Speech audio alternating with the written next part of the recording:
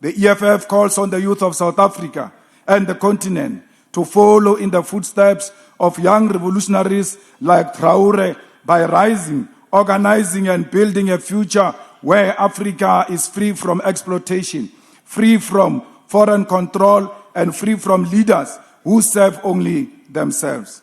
As we mourn the lives of these young people, we are reminded of a painful truth in this country: to be young and black is to suffer.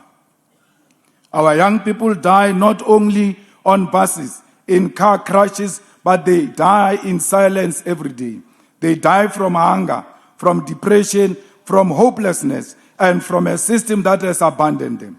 Today, 45.1% of South Africa's youth are unemployed. Almost 1 in every 2 young people is without work. They wake up every morning with no salary, no opportunity, and no dignity.